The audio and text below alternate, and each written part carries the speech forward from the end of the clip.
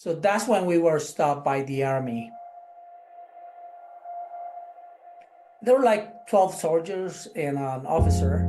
A soldier jumped in and asked us if we were armed or not, shook us up, a little beating, then got into this room. And they started to say, hey, we want more money.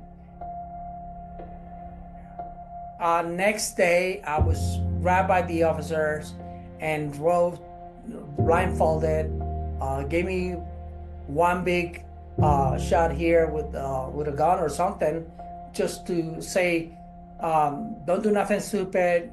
Next thing will be a shot in your head. And then we went to the border to call my father to request the ransom, right? And my dad, and I was like, Dad, I'm alive. And then the guy took the phone, and request for the ransom. My dad said, no, we're not gonna give you the money, right? I met my dad when I was 12 years old.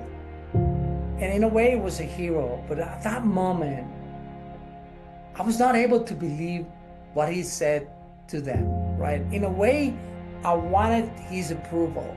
And that's when, I think this is the thing that make me feel worse than the challenge of being kidnapped. And it was that my dad said, no, we don't have the money.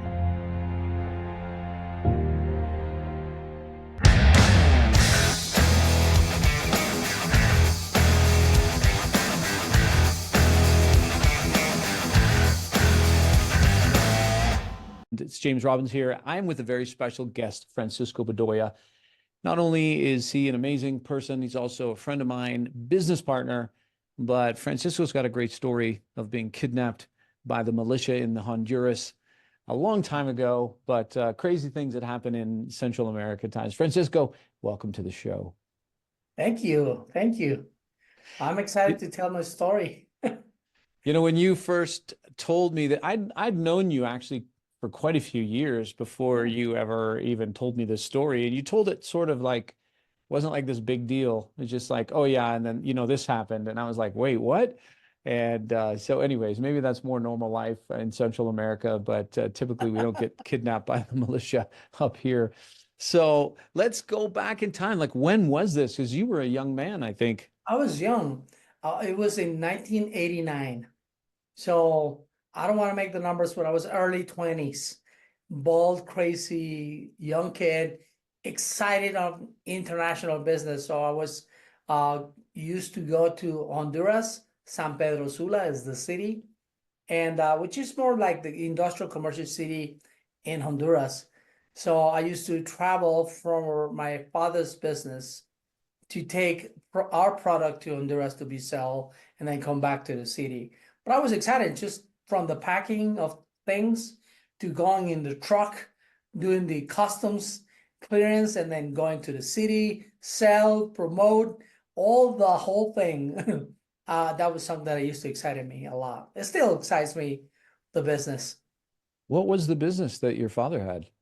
He had a distribution of, dinner table dishes and stuff. And so what happened was that a Chinese industry came over to Guatemala, and they started their business, and they didn't have any distributors. So we were the first ones to distribute in Guatemala, and then we wanted to extend to Central America.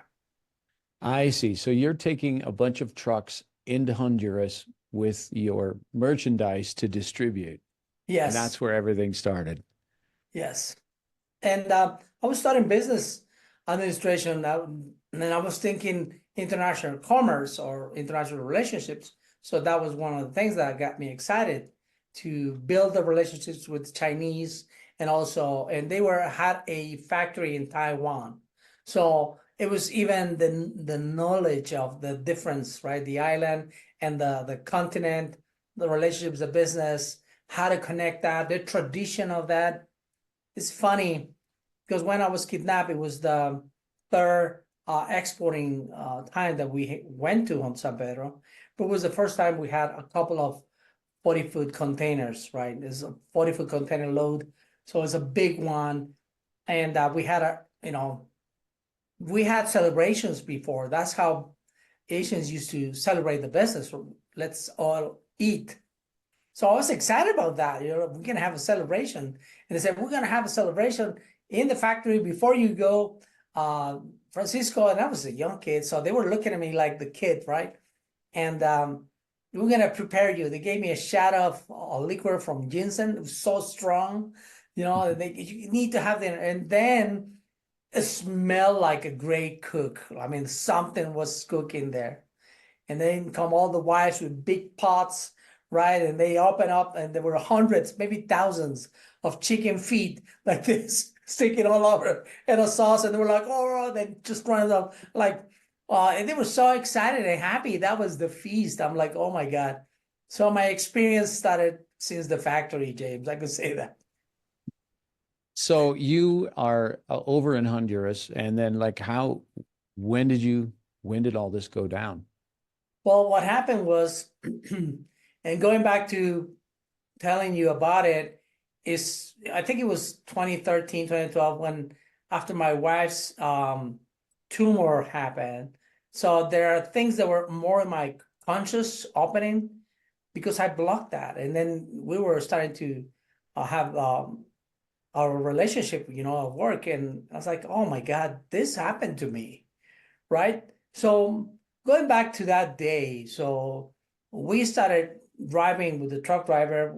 It's about 240 kilometers, 100 and something miles from the city to the border of Honduras. And it probably was the fourth or fifth crossing before I did another one with other products, but with the same product. So we already have all the customs, all the things that we needed to pay, invoices and all that from Guatemala, then to Honduras, the next border.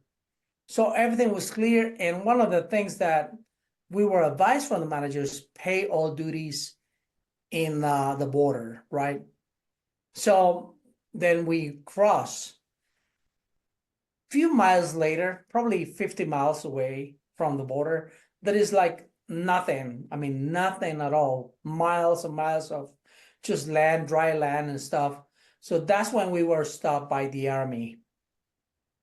There were like 12 soldiers and an officer, and we were held down, and then just a soldier jumped in and asked us if we were armed or not, and with the guns pointed at us. And I thought it was a checkpoint, like when you show your papers on your travel to the city, but they didn't have that intention. So then we were driving to the fields, cornfields and stuff, and nothing at all. But until we reached to a place that I can't even remember right now how long it was, probably about an hour in a dirt road. And we find a little ranch, right? A little thing made out of, bamboo canes, the walls, and the palm trees on the roof. And there was that two ranch, one little place where they have food, and then the army had some tents where the soldiers were used to be. And they put us in one of those rooms, give us a little shaking up with it. I was okay. They were small soldiers that, Honduras had some experience, but not as Guatemalan army, right? But 1980s with communism, Guatemala had a civil war, Nicaragua had another civil war, and the Contras were training in Honduras. So they stopped us, shook us up, a little beating, then got into this room. And they started to say, hey, we want more money from what you're doing. But we didn't know why. I mean, of course about the money, but we didn't know how did they know that, and why was the army involved in this instead of thieves or something. And realized we never thought about having security in the truck. By the way, it wasn't going to be a good idea to have security. We were catched by the army. So we went there. Next day, I was grabbed by the officers and drove blindfolded. Gave me one big shot here with a gun or something, just to say, don't do nothing stupid. Next thing will be a shot in your head. And then we went to the border to call my father to request the ransom, right? They were going to ask the ransom and proof of life. Probably they were communicating with him, trying to communicate with him, but he said no. until he will hear my voice. So we went there, and we called my dad. I remember, if I close my eyes, I remember the blue wall, the public phone, the heat, and the officer and another soldier. And we were in a they were civil dress that time, but they were armed, right? And there was just nothing. There was a store near there, and just I remember the blue wall in front of me, and then the public phone. Those cabins, right, in 1980s, also blue, I remember. So I called and I said, hey, and my dad, and I was like, Dad, I'm alive. And then the guy took the money, I mean the phone, and request for the ransom. And that's when, you know, things, I think this is the thing that make me feel worse than the challenge of being kidnapped. And it was that my dad said, no, we don't have the money. We're not going to give you the money, right? In a way, I knew that most of the money was in the truck, the investment, but he could have get the money. We have relatives and people that could have give the ransom easy, but he said no. And that's when, he got really upset. The officer said, we were going to talk again, got the number, we recorded the number, and then drove those back to the kidnapping place. And, they were really, they were not that bad physically, but really traumatic of what they would say and what kind of things they will give us. So really filthy food, no water. And it was, I swear it was almost 100 and something heat and humidity there. I mean, it's horrible. So I probably lost like, over 20 pounds in less than a week. Just the stress, right? So later, I know they were contacting my father and my family. And while they were contacting the family, they will come back and try to get me to say, what is it that you have that we could get the money from the product? You supposed to have more money? Because they were thinking they will request money from us for duties, but we paid those duties before. So they thought, they were confused that we were carrying cash. And so, the driver was beat up in front of me, like, this is what happens. And then I was beat up a little bit. And they tried to keep me not to look bad in a way. I had a big bump in my head, but I thought probably they want to show me to my father, my family, right? Do something. So that was we were caught on Monday. Tuesday, that's when I went to the border. Wednesday, all those stress calls and stuff.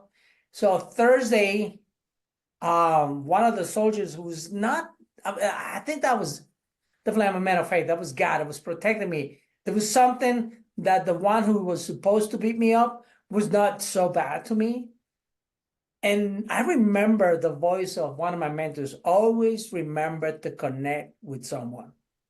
So I said to that soldier, I know you're only following orders. We'll stay good. So that Thursday night, he comes with food and water, and he gives me a face like, don't eat it, right? And I understood the sign, and I told the driver, we should not eat this thing. So next day, on Friday, they're surprised that we're there, right? So I thought, well, that food was poison. So they picked us up, put us in a truck, and asked the driver to drive. And then all the officers, all the soldiers jump into two cars, one Jeep and the other car. It was like an SUV, and they started to escort us to the road and drive us to the road that I knew, going to San Pedro Sula. And I know that is a must stop where they wait your truck and ask you for the papers again, and there's a lot of police there. And that's when the soldier tells me, hey, we cannot do nothing from here on to San Pedro. And I think they follow orders like last minute. And I understood this is something independent. Probably the officers above don't know nothing about this. And I told the driver, why don't we go to the airport? That's where I know there is that's the thing about learning international commerce. There is a customs there, it's international land, they cannot do nothing there. And it's near the road to the city. So I run to a taxi and asked them if it's everything right. Yes, came back to the truck and we drove to the airport and just got in the airport. And the officers didn't do nothing. I didn't I didn't say anything that we were kidnappers or anything. It was just like, we suffered an accident. I was all dirty, with my big bumps and the driver too. And they were so curious, right? The people at the gate was we had watermelon truck tags and IDs, right? And actually they were hiding in the truck. They didn't know that we hid our IDs, like my passport, right? They didn't search for that. They just wanted money and present me to my dad. So that's when we showed that and we were allowed to enter the airport and the officers couldn't get in there. And we went to customs. And that's when I went and found a person in the office. I need to call my client. Lend me the phone. I don't know why, because they were supposed not to give me the phone, but looking at me like this guy needs help. So I called, his name is Mario Lopez. He passed away, but I called him as like, I'm here. And he said, you're alive because, everybody's asking, where are you after the call with your dad? They were calling the client or the friends. So he went there, hide me. The driver was hidden there for 3 days in the airport and then took away from and stayed in another place and then took the truck to drive it through Tegucigalpa and got in from El Salvador, not from the same road. But then I was hide for 1 day. One of my dad's employees went to see how I was doing, and then they took me to a plane escorted by them to go to Guatemala. But one of the things, James, that was really hard for me, was the kidnapping, right? But the shock was to me when I saw my family, and my family from my father's side have brothers and sisters from his father, not from my mother. And they thought I wasn't gonna make it, and they started to use my things like, Francisco passed away.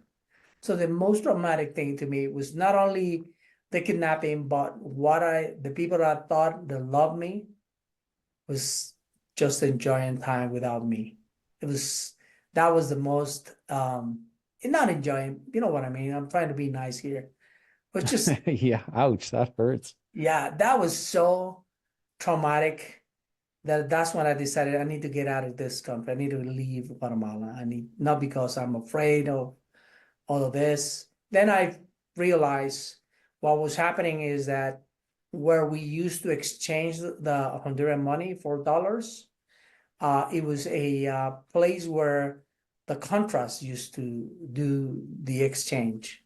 The money founded for supporting the Contras in this place. So, and from my father's side, one of my uncles did a coup in 1982. So there was a political relationship, but it was something more than why. That's the only reason that I think was why they tried to kidnap me, because they were the link to that money and you know what, we were really, looking at this young kid, if I go back, really excited about doing business, expressing this, getting great wins with a new industry in Guatemala. And it just felt like a hero. I think some of that adrenaline helped me a little bit. Yeah. So you're driving would you guys only have one truck or were there more trucks? One truck. Yeah. At that time So was one truck, one driver, 40-foot it's just container. it's just you and the driver. You get stopped by the army or militia, whoever they were. They Yeah. kidnap you, take you to a ranch, beat you up.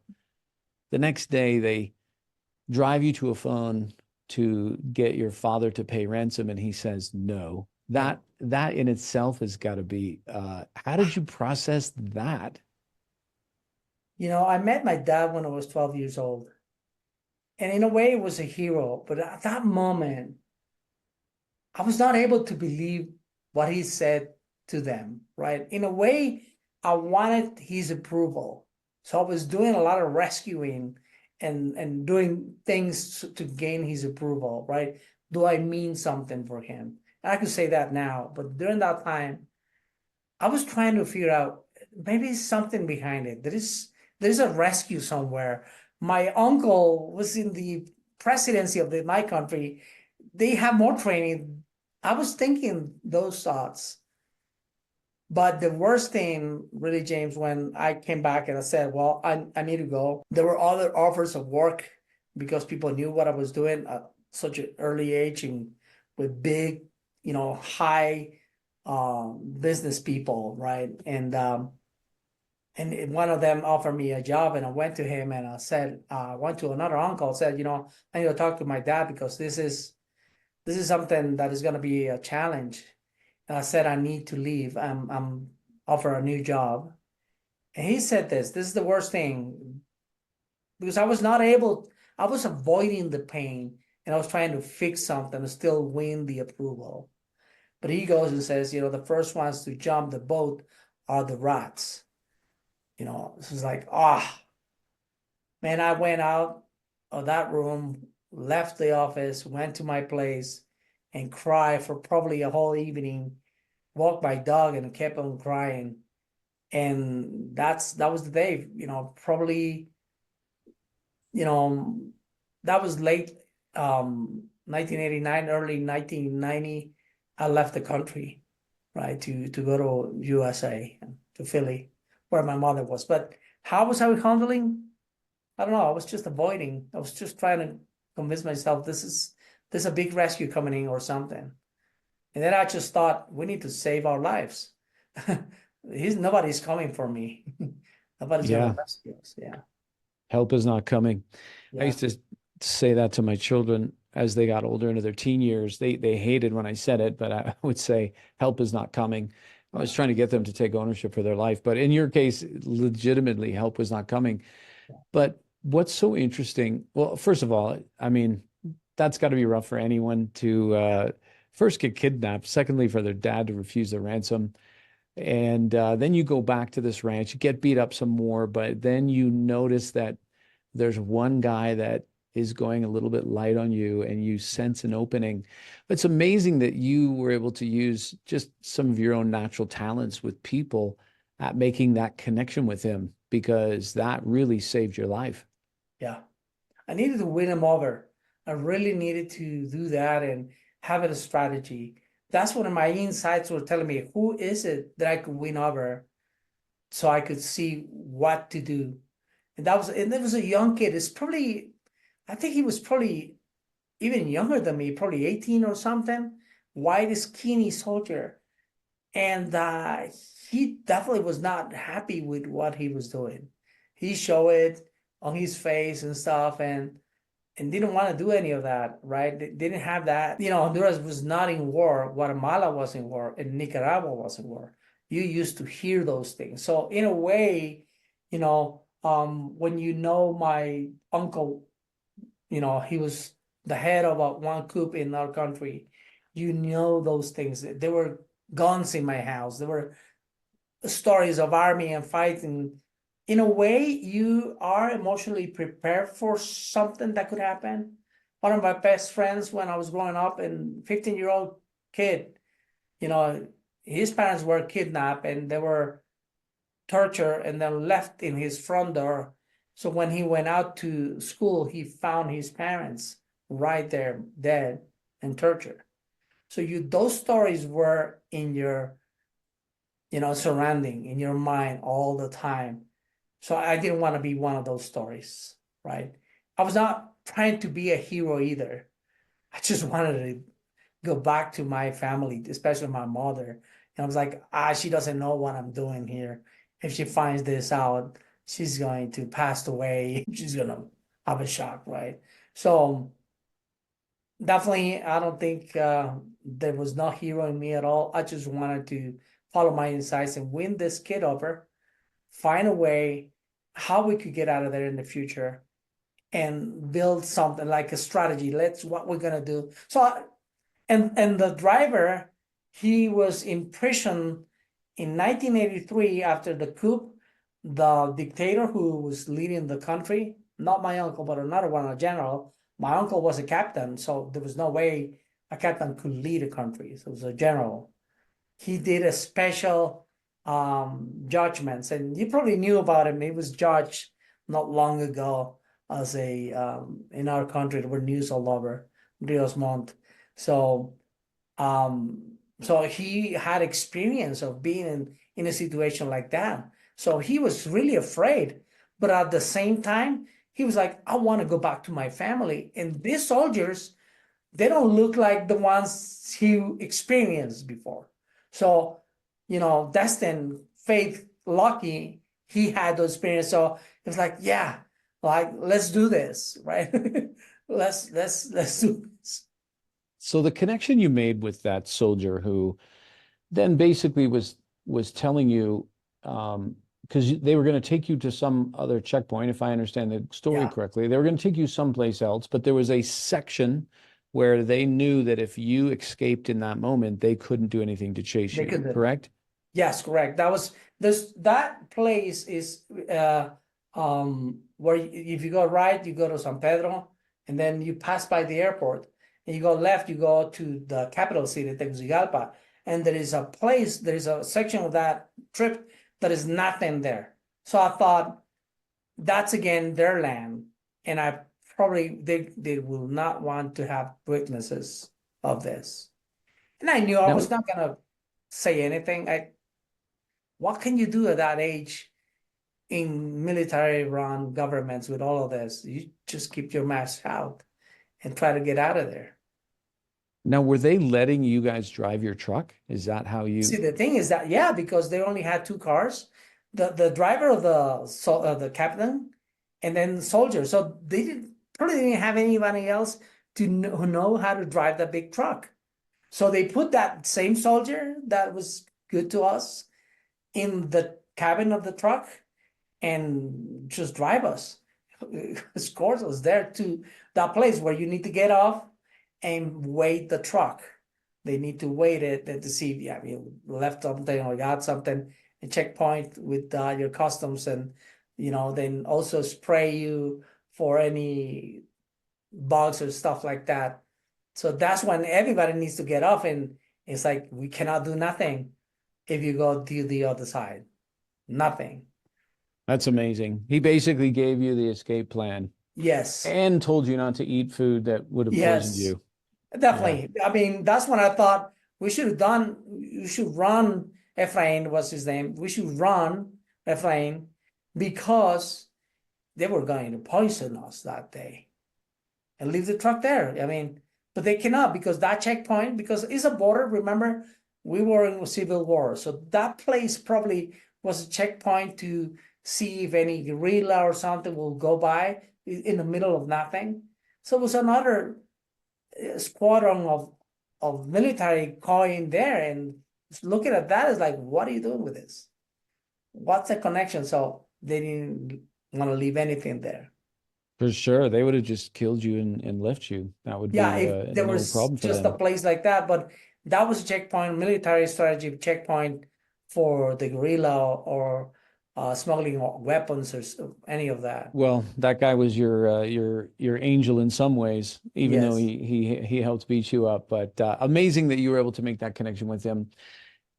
It's also it's wild that that memory, in a sense, got shut out for you until years later, as your wife had her own battle, right, with cancer. And talking about hard things, I mean, this kidnapping is just one moment in your life. I know you've had many that have been, hard. But when you look back at now that you have that memory back, when you look back now, how has that impacted you for the good? Like, how is that a blessing now for your life as being part of your story? One of the things it's connecting with people.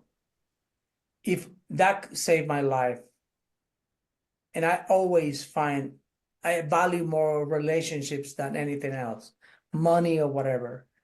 Um, any place that I've been as missionary, as business entrepreneur, whatever, I find someone that I could connect and have that honest value relationship or friendship. So that's one thing. The other is the power of forgiveness and resilience. Here was really about thinking, looking at, I remember looking at the mirror right after those conversations and then summarizing the actions of my half brothers, right? Stealing things. I was going to buy land and the money was not there. They forged my signature in my checking book. So I didn't have not even resources. And I couldn't tell my mom, who was in the United States, right? My father was married with other family here. And tell her, I don't have the money that mom. So I was basically, Jamie, eating avocado and tortillas in my apartment by myself because I was not gonna go and look for money from other relatives, right? The story was not, it was nothing. I was like, I need to cut this off. This is so toxic. But the thing is that I was looking at the mirror and I was feeling, thoughts of suicidal thoughts. I had, like I should, just get drunk and forget anything or fall into drugs or whatever. All of those things were in my mind. But then I realized, and my mother loved me so much that I need to go back to her. So that thing. So if I connect the dots now and from those situations for good, I always wanted to be a good father. I always wanted to really, I get broken to be that person for my children and my wife. For sure. And you are a great father as the time I've spent with you. And that's something I've told people. So I had never connected those two dots though. It's interesting that not many people have a story that they've been kidnapped, and even fewer have a story that they're kidnapped and their father refused to pay the ransom, and then their other siblings and half siblings stole all your stuff. And what's interesting is, as you talked about, what you learned out of this was the value in connecting. And here you are connecting to this stranger, this soldier that ended up helping save your life. Meanwhile, those who were in your family tribe, were acting in a way that would not be consistent with what you would define as family. So it's amazing the things that happen to us in life, and we never know how they're never gonna work. But as we talk about in this show all the time, hard things produce good things, and what it's produced in you is to be a good father. So I'm confident if your son was ever kidnapped, and we would hope that never happens, but if he called you for a ransom, even if you didn't have the money, you would find a way to get him, because I know you love him to death. So that's amazing. Well, Francisco, thanks for being here. Thanks for sharing your story on hard things, and love the connection about how that turned into making you a better father years later. We never know. We never know how the hard thing we're facing right now is actually preparing us to be better in the future, but it is always happening. So Francisco, by the way, is an amazing business coach. He's a certified Gallup coach as well. We do a lot of business together. You can find out more about him at franciscobedoya.com. I will leave his website in the show notes, which you can get at jamesrobbins.com/podcast. That's it for today, Francisco. Thanks so much for being on the show.